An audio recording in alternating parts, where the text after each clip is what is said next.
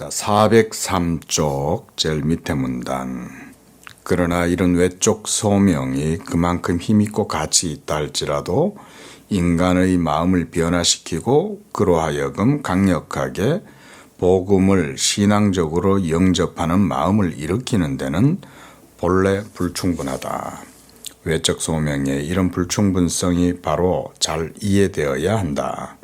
그것이 선포하는 복음은 복음으로서 불충분한 것이 아니다.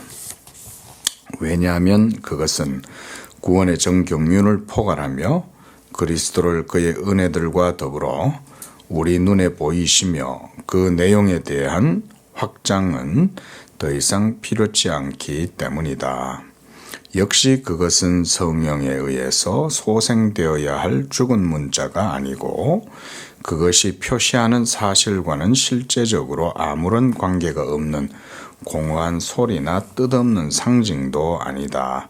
왜냐하면 바울이 종에 대해서 그가 다른 사람에 의해서 보완될 수 있고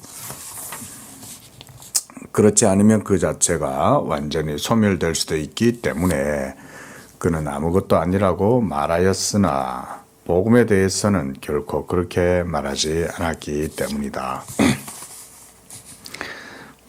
간단하게 403쪽 제일 밑에 문단 외적 소명과 내적 소명 이거 지금 얘기를 하는데 뭔 내용인지 여러분들 알고 따라오는 거죠. 이거 외적 소명이라는 것에 대해서 이제 어느 정도 조금 이해가 되셨을 것 같은데 한마디로 하나님께서 창조하신 이 모든 세계 거기를 통해서 우리는 하나님의 모든 창조의 사실들에 대해서 깨달을 수가 있다 그랬습니다. 자, 외적 소명이고 내적 소명이요. 자, 이 두 가지를 바르게 구별하고 또 구분하고 그래서 그 가치도 우리가 바르게 알아야 된다. 이런 얘기를 했습니다. 가치. 외적 소명의 가치를 성경은 폄하하거나 또 그 가치를 내적 소명의 가치와 이분법적으로 분리시키거나 이렇게 하지 않는다는 거죠. 중요한 겁니다. 가령 예를 들어서 고대인들은 이 모든 세계를 선과 악의 대립으로 봤죠. 그게 이제 세계관이거든요. 세계관. 근데 사실은 그런 건 아니죠. 그런데 그런 이교적이고 이방 세계 사람들의 믿지 않는 사람들의 그런 세계관이 기독교 안으로도 이렇게 이제 흘러 들어와 가지고 마치 세상이 그런 것이냐 이렇게 이제 생각이 들 수 있는데 그런 것들은 다 비성경적인 거죠.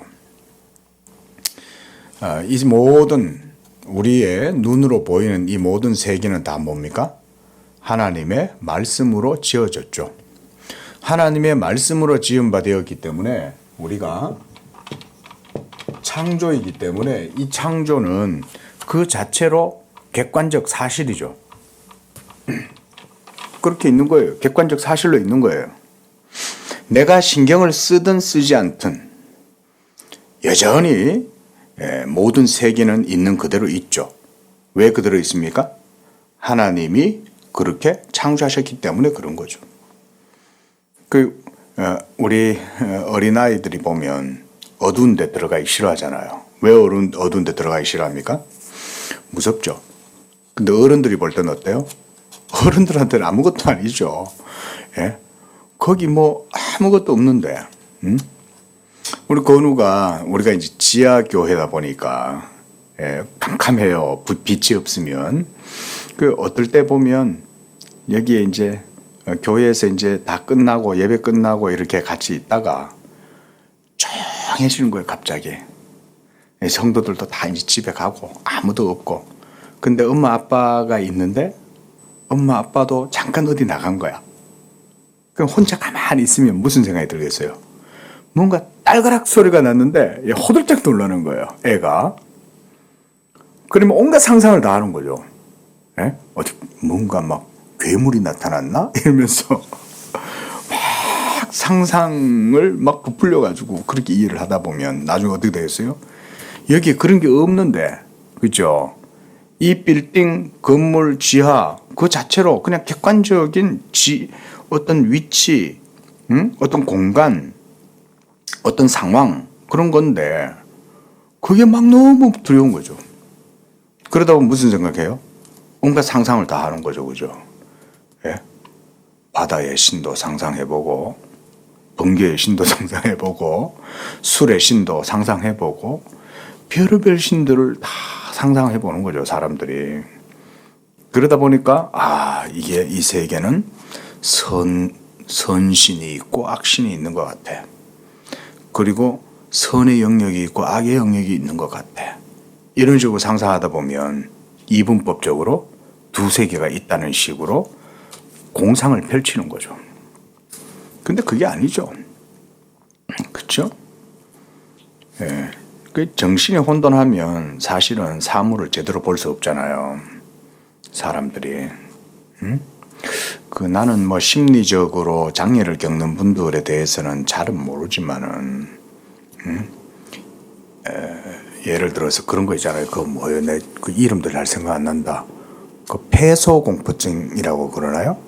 그게 이렇게 뭔가 이렇게 갇힌 공간 안에 잘 못 들어가는 그런 것도 내가 그런 거는 다른 분들의 그 어떤 것들이니까 내가 함부로 말을 못 하겠지만 어쨌든 심리적 장애잖아요. 다른 사람들은 그 상황에 대해 있어도 아무렇지 않은데 본인은 그것이 견디기 어려운 거죠. 이런 것들이 많죠. 근데 하물며 사람의 세계관에도 그런 건 영향을 미치겠죠. 사람의 세계관에도 어떤 집단적인 전체 공동체의 어떤 하나의 흐름이라든가 큰 맥락이 그 집단 속에 형성될 수 있어요. 역사적 어떤 과정이나 어떤 사태의 촉발, 어떤 동기가 발생하면 어떤 그런 것들이 그 사회와 공동체의 어떤 문화가 되고 어떤 하나의 정신적 흐름이나 가치관으로까지 자리매김할 수도 있겠죠. 예? 달개에 목을 비틀어서 피를 뿌리면 애군 악귀가 떠나간다. 그런 건 누가 상상해내는 거예요, 그거를. 근데 그렇게 하면 뭔가가 저주가 떠나가고, 그죠? 예? 뭐 이런 식의, 애군이 물러가고, 화가 떠나가고, 뭐 이런 식으로 마가 물러가고, 뭐 이런 식으로 상상을 할 거 아니에요? 근데 실제로 그런 게 있어요, 없어요? 그런 게 없잖아요. 그런 게 없는데 다들 거기에 사로잡혀 사는 거죠.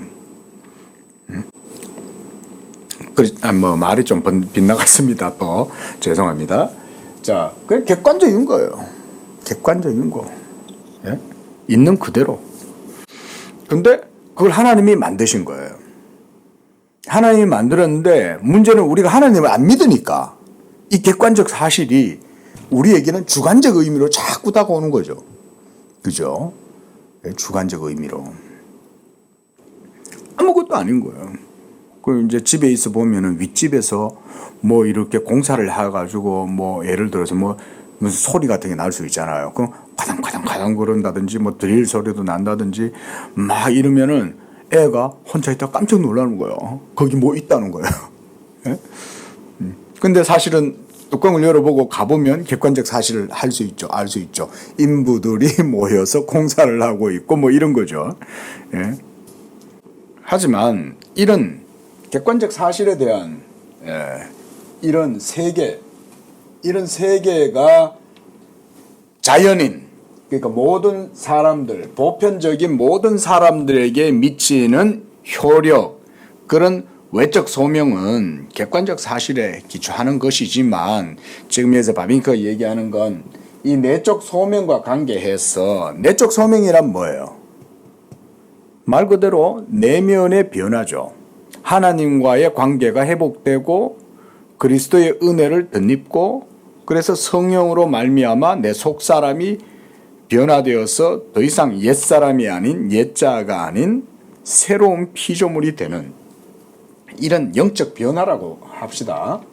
우리가 뭐 여러 가지 의미로 표현할 수 있겠죠, 성경적으로. 그러나 뭐 그냥 간단하게 우리가 영적 변화, 이런 영적 변화가 이제 내적 소명의 사건이죠. 그런데 이런 영적 변화는 외적 소명의 이런 객관적 사실들이 가져다 줄 수 있습니까? 모든 하나님의 창조하신 이 세계를 바라보면서 야, 정말 이 세계는 누가 지었을까? 아름답다. 누구의 주제론가 맑고 고운 산 이러면서 이 조물주가 있을 것 같다 이러면서 이렇게 모든 게 다 아름답고 모든 세계의 질서가 한 목적적으로 이렇게 모든 것들이 다 조화를 이루어서 그 조화의 아름다움을 드러내냐. 대단하다. 여기 보면 찬탄하죠. 근데 그런 찬탄과 경이로움에 빠져들 때 그런 경이로운 감정이 우리의 내면을 변화시킬 수 있어요? 그런 얘기거든요. 요즘 제임스 웹이라고 하는 거대한 이제 우주 천문 망원경이 저 우주 공간에 떠 있잖아요. 이전에 뭐 보이저호라든가 이런 이제 옛날 허블 망원경이라든가 이런 이제 천문 이제 망원경들이, 전체 망원경들이 막 우주에서 찍어가지고 이제 이미지를 보내잖아요. 근데 그전에는 그게 그런 줄 몰랐던 거예요. 희미해가지고 도수가 안 좋아. 안경 도수가 약하니까 이렇게밖에 안 보인 거야. 근데 이 제임스 웹이 펼쳐지니까 그 광경이 막 어마어마한 거죠. 자세히 보니까 더 대단한 거죠. 예? 허블 망원경으로만 봐도 대단했는데, 야, 이게 더 클리어하게 보니까 깜짝 놀라는 거죠. 근데 우주가 너무 경이로우니까 이 모든 세계는 다 신과 같이 느껴지는 거죠. 그러니까 사람들이 무슨 생각하냐면 신은 분명히 있는 것 같다. 그래서 인텔렉츄얼 디자인, 모든 것들이 다 지적 설계자가 있는 것처럼 느껴진다. 자, 이런 생각을 가져요. 그러면 그런 생각은 변화된 영적 변화를 불러일으킬 수 있습니까? 그 얘기거든요. 영적 변화를 불러일으키는 건 오직 성령이 하나님의 말씀을 가지고 우리 속에서 여러분들의 죽은 영혼을 깨우셔야만 가능해요. 그렇게 되어야만 우리는 예수도 알아볼 수 있어요.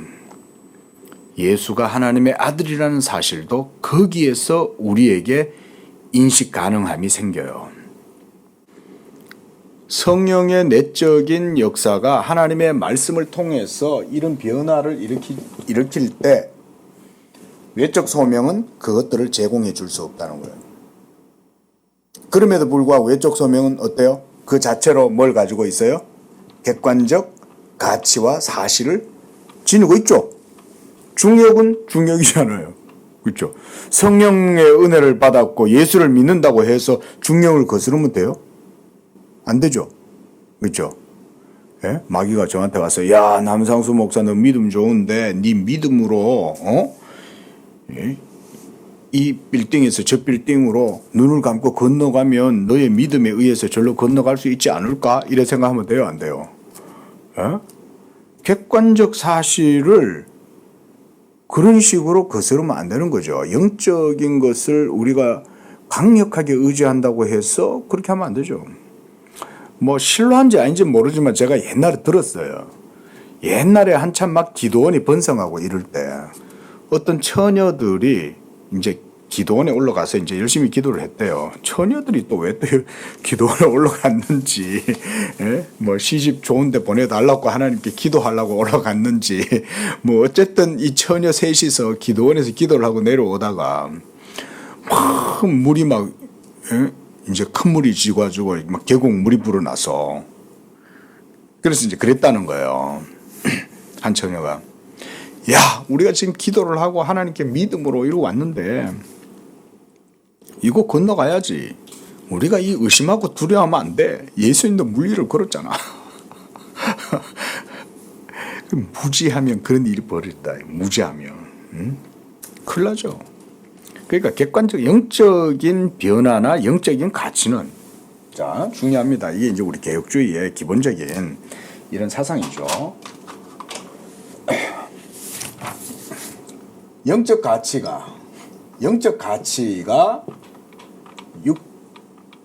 어떤 육적인 외적인 이런 보편적 질서나 이런 것들을 무시하지 않아요. 거스르지 않아요. 이게 중요하죠. 근데 이분법적으로 생각하면 어때요?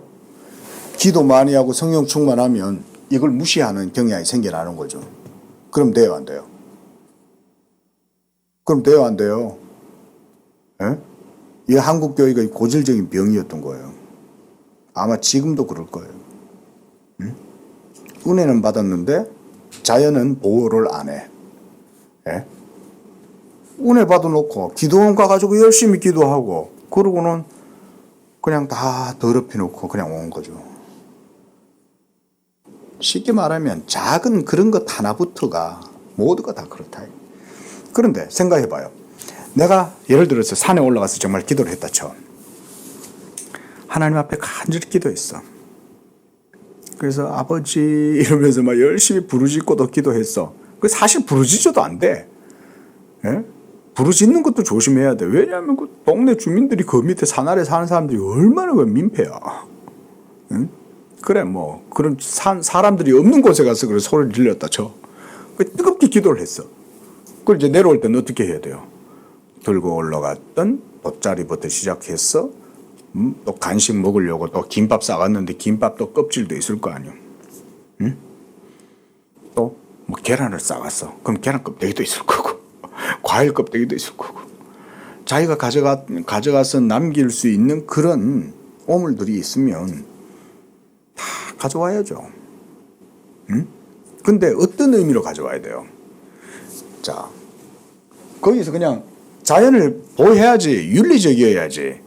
당연히 그것도 있어요. 윤리적이기 때문에 그렇게 하는 건데 이 그리스도인에게는 그거보다 더 고상한 가치가 있는 거예요. 이게 이제 중요한 거예요. 우리는 단순히 캠페인을 따라서 전 국가적으로 자연을 보호합시다 이러니까 그걸 하는 것보다는 물론 그것도 따라야 돼요. 아니 국가적으로 범국가적으로 국민 모두가 다 자연을 지키려고 하는데 예수 믿는 사람들 안 지키면 되겠어요? 근데 그거보다 더 중요한 가치는 뭐냐면 이 사람은 영적으로 변화된 사람인 거야. 하나님의 은혜를 알고 나니까 이 사람은 모든 창조 세계가 무엇으로 보여요? 하나님의 지으신 피조물로 보이죠. 그럼 그걸 어떻게 해요? 아끼겠죠. 그렇죠?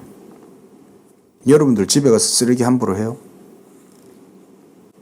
여러분들이 자는 침대나 방을 함부로 합니까? 근데 은혜 받은 사람은 모든 자연 만물 세계가 하나님의 것이고 거기에는 하나님의 자비가 나타나고 하나님의 선하심이 나타나는 현장인 거야. 우리가 그래서 영광의 극장이라고 그러잖아요. 영광의 극장. 모든 창조 세계를. 그러면 그 창조의 영광의 세계를 바라보면서 감탄하고는 거기에 더럽혀 놓고 올 수 있냐 이거지. 응? 그렇게 하지 않겠죠. 자, 이런 것들 속에 그런 기독교인들의 바른 윤리관까지도 다 포함이 돼 있어요. 그러니까 우리는 이 외적 소명을 가치를 무시하지는 않지만 그렇다고 해서 이 외적 소명의 가치가 영적 변화를 불러일으키는 건 아니다. 불러일으킬 수 없어요. 이게 한계예요. 한계죠. 할 수 없어요. 그래서 바빙크는 율법이 연약하여 할 수 없는 그것을 이렇게 표현했죠. 그래서 이런 모든 외적 소명은 바빙크 같은 경우는 이제 노모스의 관점에서 보는 거예요. 모든 세계는 하나님의 말씀으로 지어졌고 지어진 그 모든 세계 속에는 하나님의 율법의 질서와 규범이 있고 이렇게 보는 거죠. 그렇게 봐야 되고. 자, 그런 얘기고 넘어갑시다. 자, 그래서 그 다음 줄에도 보면, 자, 좀 더 읽어볼게요. 그 반대로 그것은, 그러니까 내적 소명이에요. 하나님의 말씀, 복음을 말해요. 이 복음은 구원에 이르는 하나님의 능력이요. 사람의 말이 아니라 하나님의 말씀이요. 살아있고 능력이 있으며 어떤 의미에서는 항상 그 일을 행하니 이는 생명으로 생명에 이르는 냄새요 죽음으로 죽음에 이르는 냄새이기 때문이라고 하였다. 복음의 내용이신 그리스도는 중립적인 분이 아니시다. 그는 세상에 위기와 심판과 분리를 가져왔고 인간의 가장 깊은 곳까지 꿰뚫는 말씀을 통해 마음의 경향과 생각을 드러내게 하신다. 그는 구원의 바위로서 그를 멸시하는 자들에게는 한 비방의 돌이 되셨고 지혜로서 그를 거절하는 자들에게는 미련한 것이요 부활에 이르지 못할 자들에게는 내팽개어 쳐졌다. 자, 이 속에 바빙큐가 워낙 사상이 깊고 넓으니까 그냥 한 문단에다가 여러 가지 이야기를 막 동시에 해놨어요. 이거 지금 다 설명하려면 오늘 이 시간 다 가도 못해. 그래서 우리가 주제를 여기만 딱 한정을 합시다. 자, 내적 소명의 효력은 어디서 나온다는 거예요? 그 생명력은, 능력은 어디서 나온다는 거예요? 하나님의 말씀에서 나오는 거죠. 그죠? 하나님의 말씀이 뭐예요? 지금 여기서 방금 우리가 읽었던 문단 속에서 바비큐가 말하는 하나님의 말씀은 바로 그리스도죠.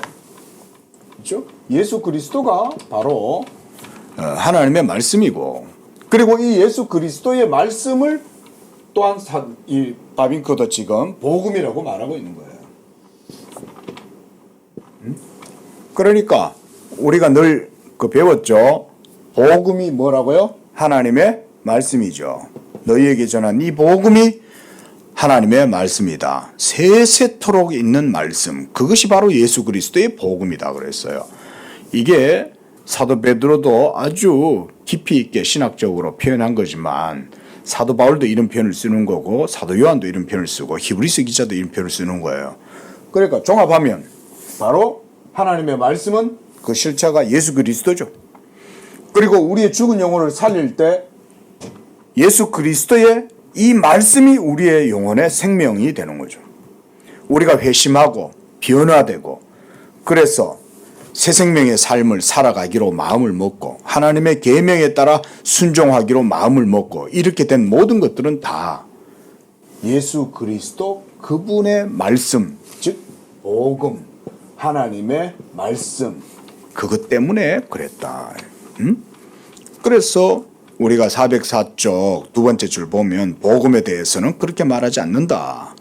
복음은 구원에 이르는 하나님의 능력, 사람의 말이 아닌 하나님의 말씀, 살아있는 능력, 그리고 생명으로 생명에 이르는 냄새, 또 죽음에서 죽음에 이르는 냄새. 이거는 제가 설명하지 않겠습니다. 나중에 다른 데서 설명을 하고. 어쨌든 하나님의 살아있는 말씀의 활동, 역사가 이런 일들을 일으킨다는 거예요. 그래서 좀 더 읽어봅시다. 그 밑에 그는 세상의 위기와 심판과 분리를 가져왔고 왜? 살아있는 말씀이기 때문에 그런 거예요. 원래는 사실은 세상은 사망의 상태예요. 자, 이거 지금 요 얘기는 잠깐만 합시다. 자, 원래 세계는 그 자체로 사망이죠. 그죠? 어두움에 사로잡혀 있고 세상은 그냥 어두움이죠. 어두움이고 또 죽음이고 사망이죠. 그렇죠? 또 불의하고 불법이 가득한 정사와 권세자들이 통치하고 있는 그런 세상이죠. 그게 불법한 세상이죠. 정사와 권세라고 했을 때 그거는 하나님 나라를 순응하고 받아들이는 그런 정사와 권세가 아니죠. 이 세상에 가버너들이라든가 이 모든 가버너들 자체가 다 세속적 정부잖아요. 세속적 권세잖아요. 이 세속적 권세 자체가 사실은 전부 다 이런 것 속에 있죠. 그렇죠? 그러니까 예수 그리스도께서 십자가로 이걸 모두가 다 분쇄시켜버린 그 얘기를 하는 거죠. 복음의 권세가 그만큼 큰 거예요. 그걸 믿으면 이 속에서도 영적 자유함으로 살아갈 수가 있는 거죠. 자, 어쨌든 이런 세계 속에 살다 보니까 원래는 이런 세계였던 거예요. 근데 예수 그리스도로 말미암는 복음의 생명으로 변화가 돼서 이제 참됨에 대해서 알게 된 거죠. 이전에는 몰랐잖아요. 근데 예수를 믿고 나니까 이걸 알게 됐어요. 그래서 예수 그리스도가 진리고 그 복음이 우리의 영혼의 생명이 되고 빛이 되고 이렇게 해서 내적 변화를 일으키고 나고 나니까 변화되고 보니까 어때요? 세상이 완전히 다 사로잡혀 있는 거죠. 제가 매트릭스라는 영화 보라고 그러죠. 그거는 비록 SF 공상 영화지만 허구죠. 허구긴 한데 그 속에 중요한 철학적 담화가 있어요. 그 속에 이거예요. 네오가 현재 의식하지 못하고 그냥 살아가고 있는 삶은 사실은 매트릭스 구조 속에서 그냥 살아가는 것일 뿐인 거죠. 네오는. 근데 그 매트릭스 속에 사는 사람들은 모두가 다 뭐예요? 인큐베이터 안에서 전부 다 기계에 의해서 이제 양육받고 있는 거죠. 그러면서 그냥 생겼다가 또 소모되고 없어지고 뭐 이러면서 그 속에 있는데 그 속에서 특이점이 생긴 거예요. 그 사람이 누구냐면 바로 네오인 거예요. 네오라는 사람이 갑자기 현실을 깨닫기 시작한 거야. 야, 이 뭔가 좀 이상한데 이 세계가 모든 게 고정적인 것 같고 다 온전한 것처럼 생각이 드는데 이게 과연 이 세계가 맞는 거 아닌가 이런 고민을 하고 있을 때 모피어스가 이 네오를 딱 찾아내 가지고 네가 바로 그다 바로 응? 이러면서 이제 네오한테 그러잖아요. 야, 너 빨간 알약 먹을래? 파란 알약 먹을래? 그러니까 네오가 딱 먹어서는 안 될 파란 알약인가? 파란 알약을 먹으면 현재 이 상태 그대로 있고 빨간 알약 먹으면 너는 이 세계에 대한 모든 것들을 벗어나서 현실로 돌아온다. 이렇게 얘기하는 거죠. 그러니까 네오는 그동안 살면서 자기가 이제 궁금했잖아요. 많은 의문들이 있고 뭔가 의심들이 많이 있었는데 알고 싶었던 거죠. 그래서 그냥 빨간 약을 먹은 거예요. 빨간 약을 먹으니 깨어나게 된 거예요. 깨어나고 보니까 그동안 매트릭스 속에서 살았던 삶은 가짜였고 진짜 삶은 완전히 막 핵전쟁 이후에 모든 세계가 파괴된 그런 완전히 무슨 디스토피아 같은 세계 속에서 깨어난 거죠. 알고 보니까 자기는 기계에 의해서 길들여지고 그렇게 인큐베이터에서 그냥 살았던 삶이었던 거죠. 자, 이런 얘기죠. 제가 뭐 좀 예화를 든다는 게 그런 예화를 들었는데 좀 비슷해요. 우리가 성령으로 거듭나지 못하면 이 모든 세계는 다 정상적으로 보여지죠. 응? 정상적으로 보여주는 거예요. 성령의 가치관과 변화된 눈을 가지고 보지 않으면 모든 세계는 정상적으로 보이는 거예요. 심지어 나 자신도 의롭다고 생각하죠. 그죠? 우리가 이걸 로마서에서 공부했어요. 그렇죠? 예? 율법이 없을 때는 죄를 죄로 여기지를 못하는 거예요. 그런데 율법의 알약을 먹으니까 그래서 제가 예전에도 그 설교할 때 그런 예를 들었던 것 같아요. 율법의 알약을 먹으면 그 효력이 생겨나면 그제서야 네오처럼 우리의 현실을 객관적으로 드디어 보게 된다는 거예요. 율법은 그걸 해준다는 거예요, 우리에게. 그리고 우리가 비참한 상태에 빠져 있고 예수 그리스도 외에는 결코 여기에서 우리를 구원해 줄 것은 없고, 그리고 이 모든 외적 소명이 아무리 아름답고 뛰어나고 탁월하다 해도 이것은 우리로 하여금 거기에서 구원해 내줄 수 없다. 이걸 분명하게 깨닫는 거죠. 좀 이해가 됩니까? 매트릭스 봤어요? 매트릭스 봐요. 매트릭스 한번 보세요. 매트릭스는 그래서 성경 공부하시는 분들은 매트릭스를 꼭 한번 봐야 돼요. SF 영화이긴 한데 그냥 이렇게 제가 얘기하는 이런 구도내로 보면 그게 보여요. 이게. 자, 넘어갑시다. 그 밑에 문단 404쪽입니다. 그러나 복음의 이런 이중적인 역할이 이중적이죠. 그렇죠? 지금 어떤 것은 생명으로 어떤 이는 사망으로 그런 효력을 불러일으키는 것도 하나님의 말씀이니까 그러는 거예요. 원래 죽어 있고 어두움에 속해 있고 불법이 지배하고 있는 그래서 공중권세 잡고 통치와 권세자들이 악한 영에 사로잡혀가지고 모두 다 그러고 살아가고 있을 때 저 푸틴 보세요. 그게 뭐 마귀한테 사로잡혀 있는 거지. 그렇지 않습니까? 중국 보세요. 시진핑이 젊을 때는 뭐 전도 유명해가지고 막 열심히 했을지 모르지만은 권력 잡으니까 결국 어때요? 자기 우상화 시키죠. 그게 어떻게 공산주의가 그러냐 이거죠. 예? 북한은 뭐 완전 공산주의가 아니지. 거기는 완전히 북한은 뭐 완전 정신 완전 나갔지 거기는. 근데 중국도 그래 따지면 시진핑이 완전히 뭐 자기 우상화 시키고 무엇보다 교회를 완전히 박멸해버렸죠. 지금 어마어마한 핍박과 박해, 교회를 막 지방 정부가 포크레인 끌고 가지고 다 박살내버린 거예요. 교회를. 그게 정사와 건세인 거예요. 응? 그런 게 조금 보입니까? 근데 그게 이걸 안 가지면 안 보인다 이게. 내적으로 변화되고 가치관이 변화되고 마음의 경향성과 생각까지도 변화가 되지 않는다 하면은 그걸 볼 수가 없어요. 그러니까 전부 이 속에 살면서 자기 나름대로의 어떤 행위에 어떤 의지라든가 열정이라든가 지혜라든가 지식이라든가 이런 걸 가지고 세상을 바꿔보려고 노력을 하죠. 변화됩니까? 변화 안 되죠. 이 속에 있는데 어떻게 변화가 되냐고요. 이걸 벗어나서 새 생명을 얻고 새로운 관점을 가질 때라야만이 이게 보이잖아요. 그 새 생명과 새 관점, 새로운 세계관, 이거를 제공해 주는 게 뭐가 제공해 줘요? 예수 그리스도의 복음이 그거를 내적 소명을 통해서 변화를 일으키고 그럴 때라야만이 이게 이제 객관적으로 보이죠. 그래서 바로 그것을 받아들이는 자들과 그것을 거절하는 자들 사이의 최종적인 차이란 단순히 말씀 자체에 의해서나 외적 소명에 의해서는 해명이 될 수 없다. 그렇죠. 해명될 수 없어요. 성령으로 거듭난 사람들이 지금 이 땅에서 살아가고 있죠. 그렇죠. 우리 예수 믿는 사람들이 이 땅에서 살잖아요. 그런데 예수 안 믿는 사람들은 우리에 대해서 분별할 수 있어요, 없어요? 예수 안 믿는 사람들, 성령으로 거듭나지 않은 사람들은 믿음의 사람을 판단할 수 없어요. 근데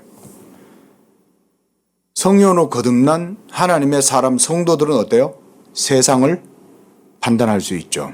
왜 그럴까요? 왜 판단할 수 있어요? 그들은 객관적인 눈을 가지고 있잖아요.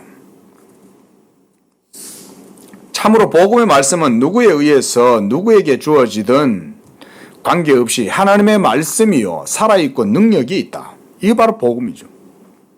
그래서 성경에서 하나님의 말씀이란 표현은 항상 같은 의미가 아니다.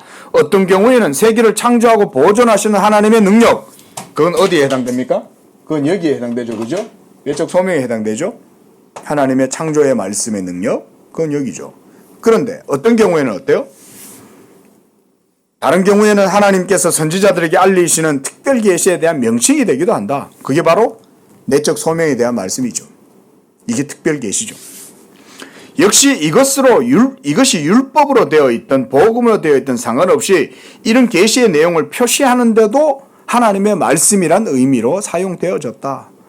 자, 복음, 신약의 예수 그리스도 복음이 사실은 하나님의 말씀의 깊은 표현이죠. 그런데 구약의 율법도 우리가 하나님의 말씀이라고 그러죠. 그렇죠? 예. 그런 의미에서 특별 계시죠. 최종적으로 그 말씀은 내용에 관계하는 한 항상 하나님의 말씀이지만 그럼에도 불구하고 창조와 섭리에 있어서 그의 입으로부터 만물을 내신 그 말씀과 같이 직접 바로 하나님을 통하여 말씀하여진 것이 아니다. 오히려 그것은 인간의 말의 형식을 입어 사람을 통하여 선포되고 기록되었고 따라서 그대로 독립적인 존재물로 화했다. 화했다. 이런 경우에 있어서 그 내용 때문에 항상 살아있고 능력 있는 말씀으로 남아있으나 그럼에도 말로서 모든 인간의 언어의 특성들을 띠고 있고 그렇기 때문에 다만 도덕적인 역할을 수행할 수 있다. 이 부분은 제가 따로 설명을 안 하겠습니다.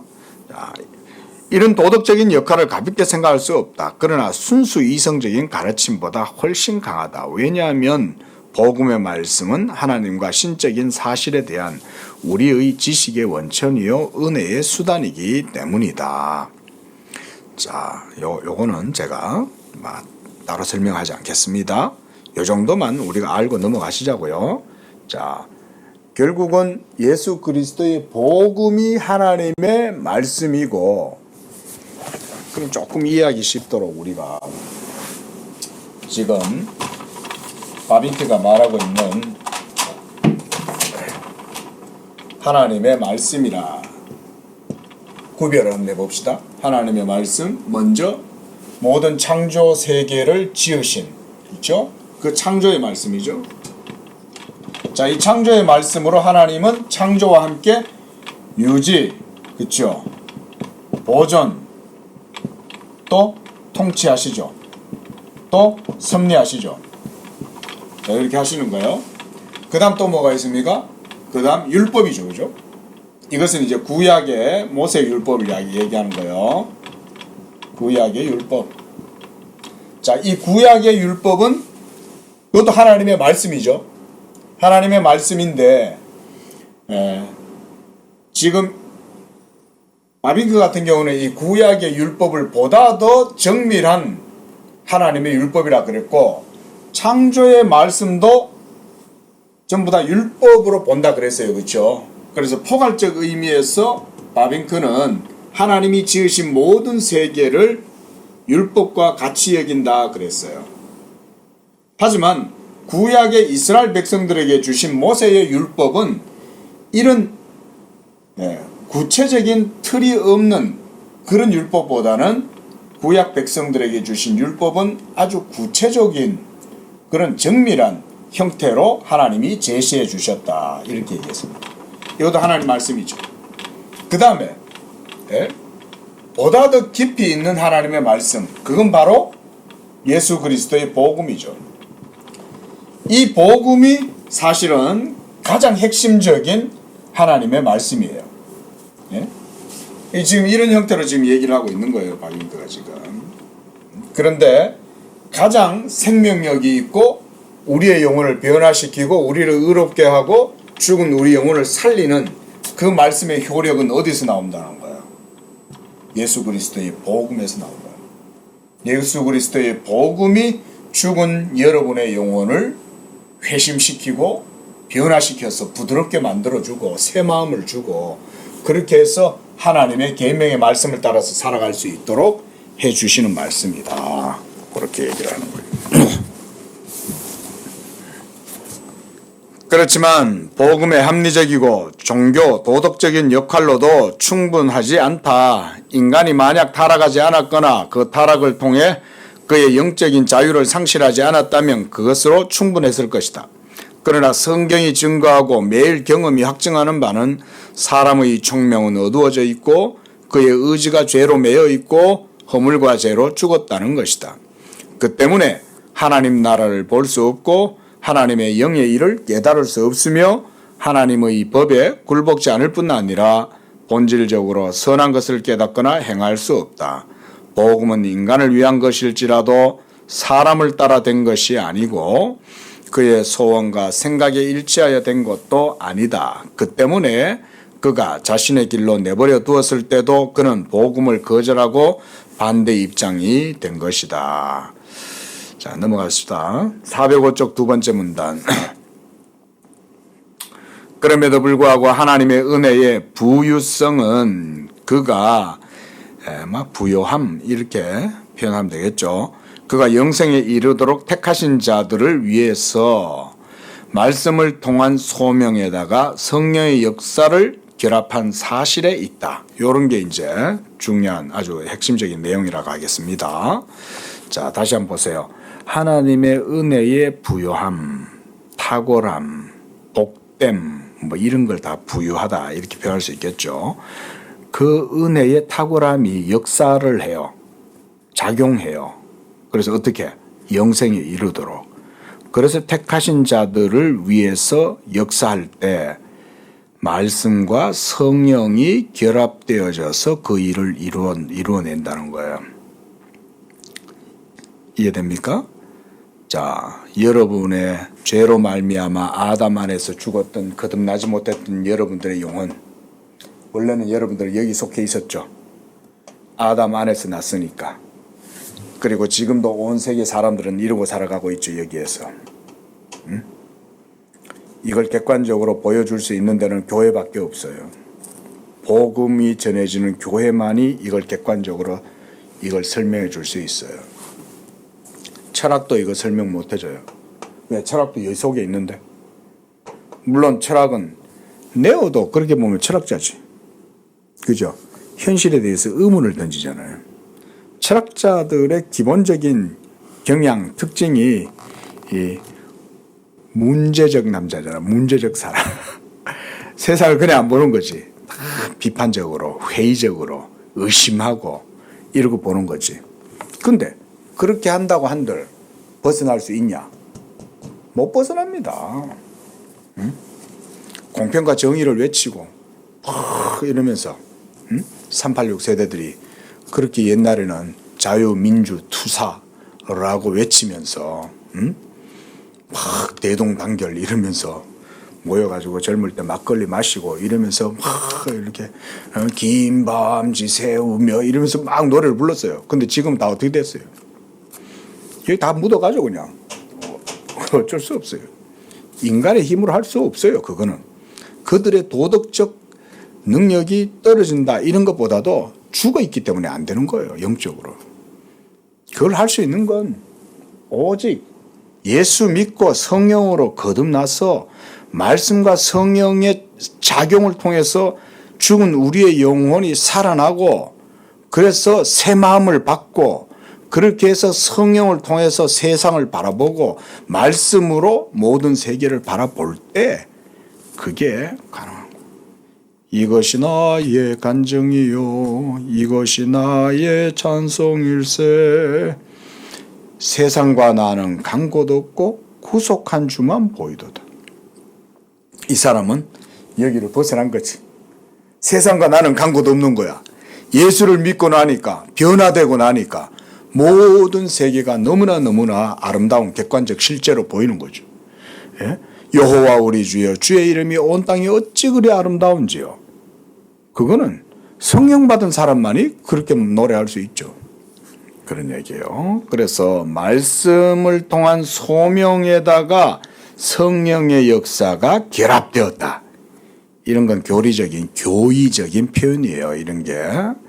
그래서 우리의 영혼을 하나님이 은혜의 부요함으로 영생에 이르도록 베풀어 주셨다. 그게 부유성이다. 그래서 그 밑에도 그런 얘기가 있네요. 자, 구약에서도 이미 주님의 영이 신령한 생활의 주인이고 인도자시지만 특별히 신약 시대의 모든 사람을 가르치고 새 마음을 주시고 그 마음의 주의 법을 기록하실 그런 분으로 약속하셨다.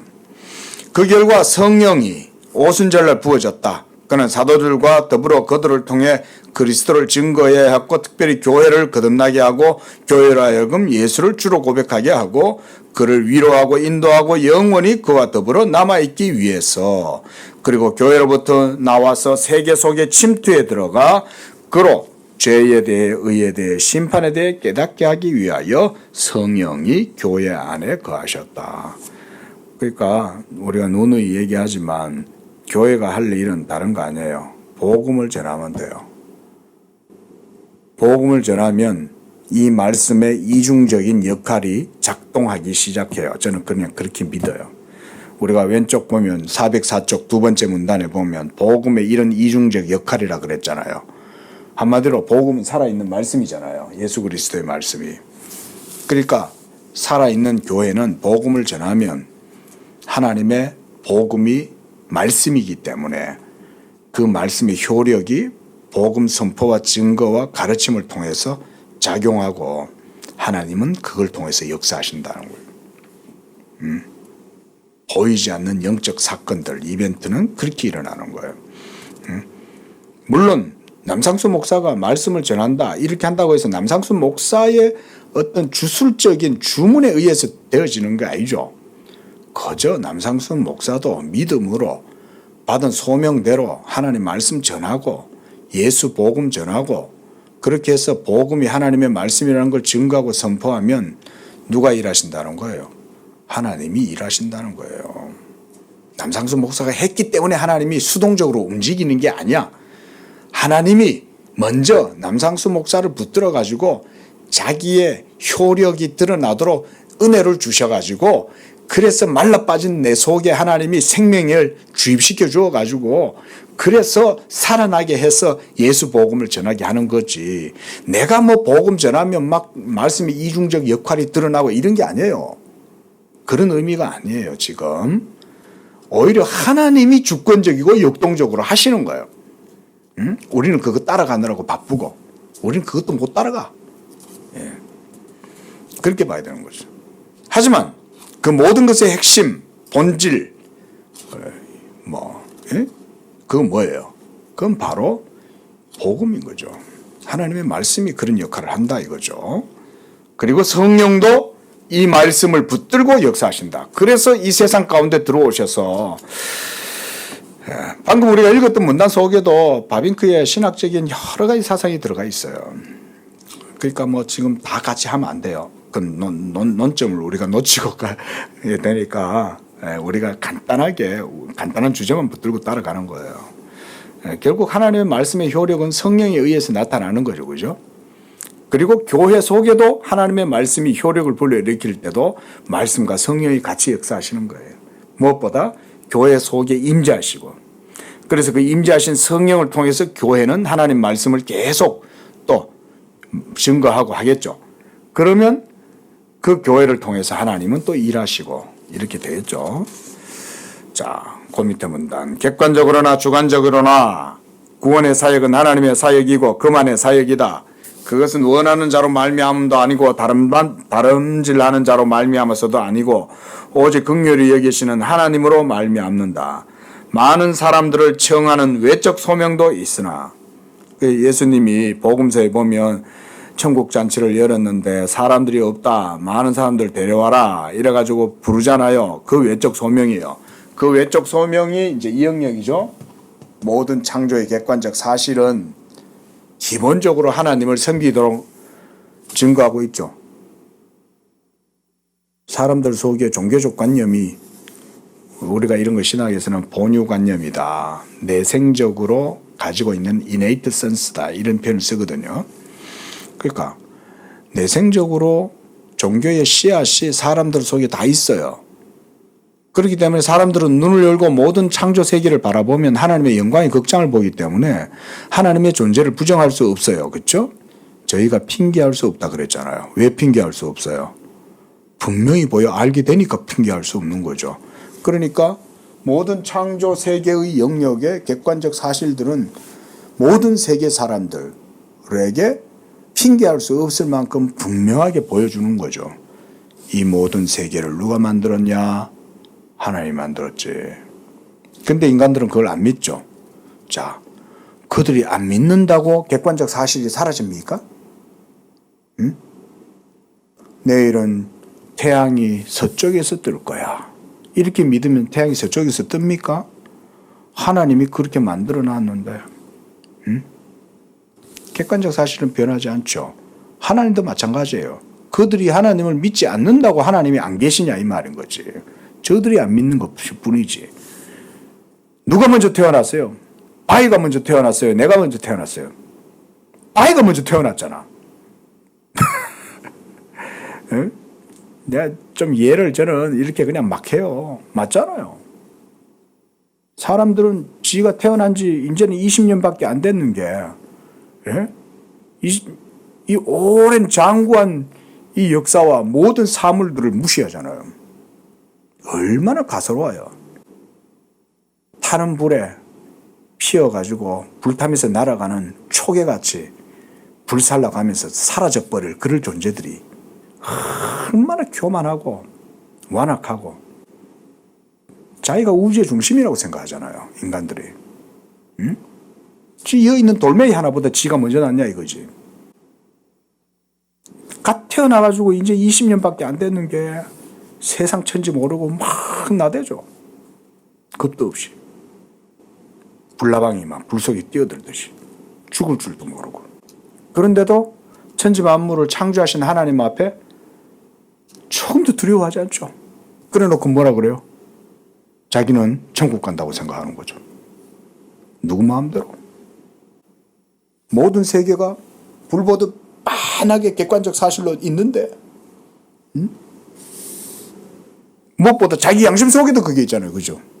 양심 속에도 있잖아요. 양심 속에도 하나님의 법이. 그 양심을 자기 스스로 속이는 거지. 자기가 나쁜 놈이라는 걸 스스로 잊어버렸거나 죄인이라는 걸 잊어버리고 사는 거죠. 그러면서 자기는 가장 아름답고 가장 복되고 가장 의롭다고 생각하고 살잖아요. 이 문단까지만 보고 마칩시다. 그래서 많은 사람들을 청하는 외적 소명도 있지만 선택의 결과인 내적이고 유효적 소명이 있다. 이제 이 부분이죠. 외적 소명을 많이 받아도 이런 걸 통해서 사람들은 안 돌아오죠. 그죠? 네. 안 돌아옵니다. 근데 내적 소명은 오직 하나님의 자기의 자비하심과 영광을 위하여, 의로우심을 위하여 하나님이 이걸 발동시키시는 거죠. 말씀을. 하나님이 자기의 말씀을 발동시켜서 자기의 이름과 영광이 드러나도록 하실 때에 택하신 자들을 통해서 하나님이 여러분 선택의 결과 이렇게 하잖아요. 선택의 결과인 이 내적이고 유효한 효과적 소명을 하나님께서 불러일으키신다. 하나님은 복음을 주셨을 뿐만 아니라 그것을 능력과 성령으로 선포하시고 친히 성장을 주시고 그 마음을 열게 하시고 이성을 밝히시고 의지를 굽히시며 자기의 기쁘신 뜻을 행하고자 하는 소원을 두시고 행하게 하신다. 자, 설명이 기니까.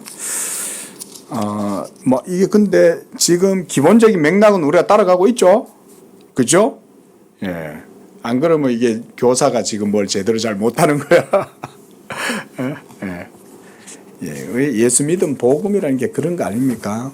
왜 복음이 탁월하고 왜 복음이 세상의 사상이나 철학이나 율법보다 뛰어납니까? 예? 그거는 살아계신 하나님의 말씀인데 이 말씀이 이제는 모든 세계를 창조하셨을 뿐만 아니라 죽은 우리의 영혼을 살리는 말씀이죠. 아담 안에서 죽었던 우리의 영혼을 다시 살릴 때는 하나님이 거기에 특별한 방법이 필요했던 거예요.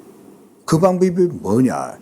예수 그리스도를 죄 있는 육신의 모양으로 보내셔서 그로 하여금 택하신 자들을 대신해서 죽으시고 그의 죽으심과 함께 택하신 자들의 모든 죄도 그리스도와 함께 다 십자가에 못 박혀서 율법에 대하여 죽임을 당하게 하고 이게 이제 예수의 십자가에 죽으신 그 몸을 통해서 율법이 죽임을 당하는 거죠. 율법에 대하여. 그리고 그리스도께서 부활하심으로 이제는 그 그리스도의 이 부활 생명이 이제는 그리스도와 함께 다시 살리심을 받은 자들 속에 역사해서 이 내적 부르심, 내적 소명을 받은 자들 속에 말씀과 성령이 역사해서 죽은 영혼을 살린다. 이렇게 살아난 영적 새 생명들, 새로운 피조물들, 보라 이전 것은 지나갔으니 새롭게 되었도다 라고 하는 그 새로운 피조물들인 성도들은 이제 이 세상에 속한 자들이 아니죠. 그들은. 그럼에도 불구하고 그들은 이 세상 속에서 살아요. 그래서 성도는 세상을 판단하는 거예요. 왜? 세상 이 속에 사는 사람들은 판단 못해요. 뭐 어디 이 녀석에 매여가지고 함몰돼서 사는데, 이 속에 함몰돼서 사는데. 하지만 새 생명을 얻어서 이제 하나님의 말씀 안에 거하는 자들은 이게 보이죠. 매트릭스 영화 한번 보시기 바랍니다. 기도하겠습니다. 자비로우신 하나님 아버지, 우리에게 예수 복음의 은혜와 생명을 주시고 그 진리의 말씀이신 이 복음의 말씀을 통해서 죽은 우리의 영혼을 살리시고 그래서 우리가 그리스도와 함께 십자가에 못 박혀 죽을 때에 그리스도께서 그 몸으로 율법을 폐하시고 이제 다시 부활하심으로 그를 믿는 우리들도 그와 함께 이 새 생명 가운데에서 다시 살리심을 받은 줄로 믿습니다. 우리가 외적 소명과 내적 소명의 이 공부를 통해서 우리가 더욱더 복음의 은혜 안에 거하게 하시고, 그래서 우리를 살리는 말씀은 오직 예수 그리스도 복음의 말씀밖에 없다는 것을 믿고 그 가운데 하나님을 알아가고 하나님께 영광을 돌리는 그런 삶이 되고, 무엇보다 그런 영적 새 백성이 되었을 때 이 모든 하나님의 창조 세계와 그 질서와 그 가운데 있는 모든 사실들을 무시하는 것이 아니라 또 업신여기는 것이 아니라 오히려 그것을 세우고 회복시키고 변화시켜 나아가는 그런 우리의 삶이 되도록 축복하여 주시옵소서. 예수님의 이름으로 기도합니다. 아멘.